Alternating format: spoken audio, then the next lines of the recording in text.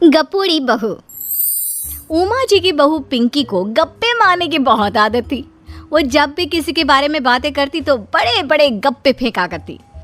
आसपास के सब लोगों को पता था कि पिंकी बहुत बड़ी गपोड़ी बाज है।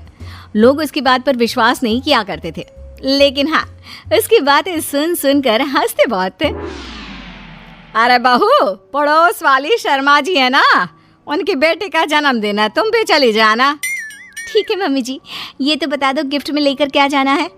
अरे लेकर क्या जाना है, 250 का लिफाफा दे देना, बस काफ़ी है। अरे मम्मी जी, अच्छा लगेगा क्या? पड़ोसी हैं हमारे, हमें कुछ बड़ा लेकर जाना चाहिए। अरे बहू, इतना काफ़ी है।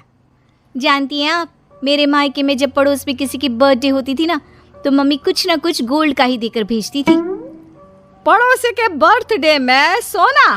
कैसी बातें करती हो। और नहीं तो क्या, आपकी तरह थोड़ी ना लिफाफा पकड़ा दिया।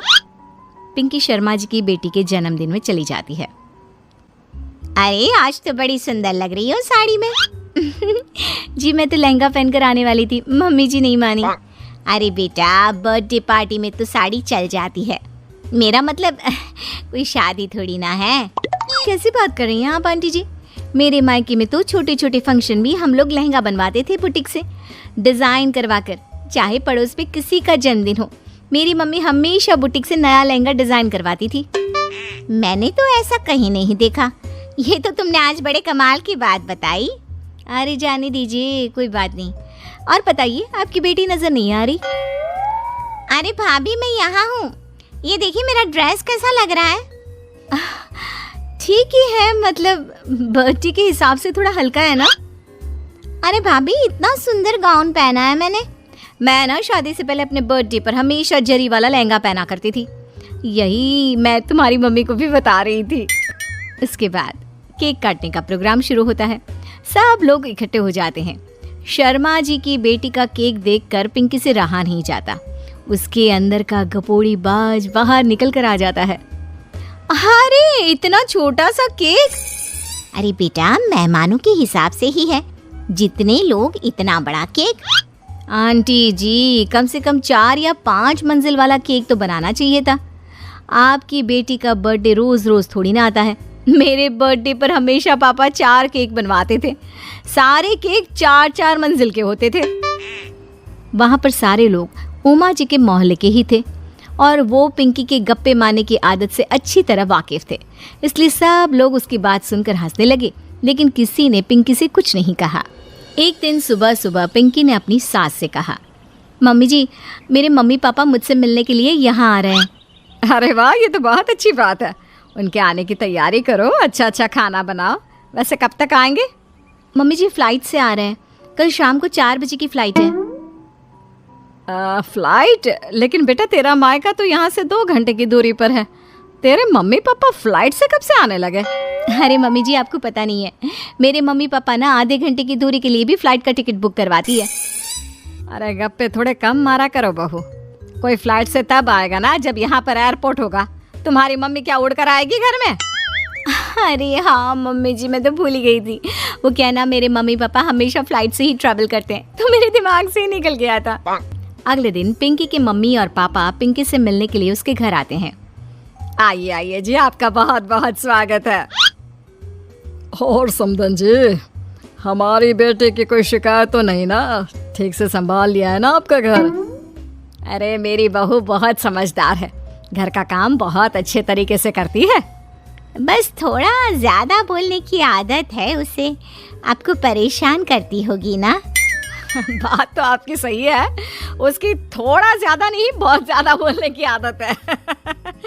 लेकिन कोई बात नहीं, आपकी बेटी दिल की बहुत अच्छी है, बस थोड़ा बोलती ही तो ज़्यादा है। पिंकी बेटा, इधर आओ, देखो तुम्हारे मम्मी पापा आए हैं।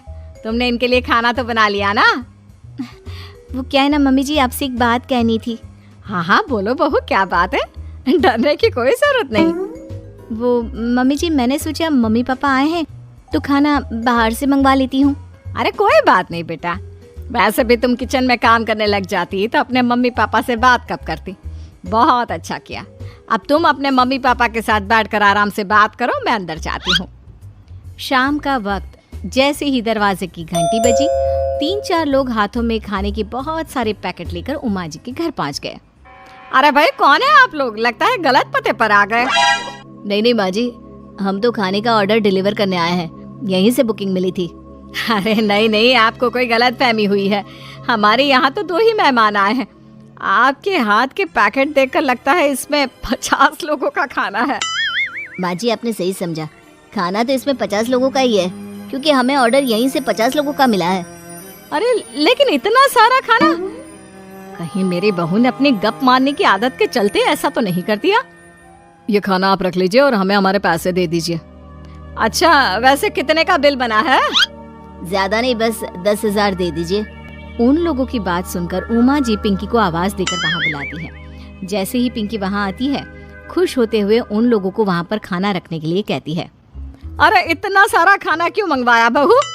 अरे मम्मी जी, मैंने आपको बताया तो था, मम्मी पापा आए हैं तो मैं खाना बाहर से मंगवा रही हूँ। ये बात सही है बेटा, लेकिन 2 लोगों के लिए 50 लोगों का खाना? अरे मम्मी जी, कुछ कम पड़ जाए तो अच्छा थोड़ी ना लगता है, और मेरे मायके में तो ऐसा ही होता है, एक्स्ट्रा खाना मंगवाते हैं हम लोग।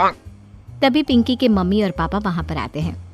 अरे बेटा, एक्स्ट्रा खाना मंगवाने का मतलब ये थोड़ी ना होता है कि 2 लोगों के खाने के लिए 50 लोगों का खाना मंगवा लो। और बेटा, तुम्हारी गप मारने की आदत के चलते 10,000 का बिल आया है, तुम्हें नहीं लगता ये गलत है?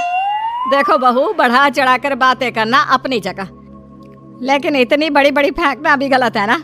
पहली बात तो इतने सारे पैसे लगे, और दूसरी बात खाना वेस्ट होगा। आप लोग ठीक कहते हैं, मैं आज के बाद अपनी इस आदत को कंट्रोल करने की कोशिश करूंगी और अब से गप थोड़ी कम मारा करूंगी। पिंकी की बात सुनकर सब लोग हंसने लगे। मुझे उम्मीद है कि आपको वीडियो पसंद आया होगा। कृपया मुझे कमेंट में बताएं कि आपको वीडियो कैसा लगा। अगर आपको यह पसंद आए तो कृपया लाइक और शेयर करें। अधिक मनोरंजक वीडियो हमेशा देखने के लिए चैनल को सब्सक्राइब करना और घंटी आइकन दबाना न भूलें। धन्यवाद।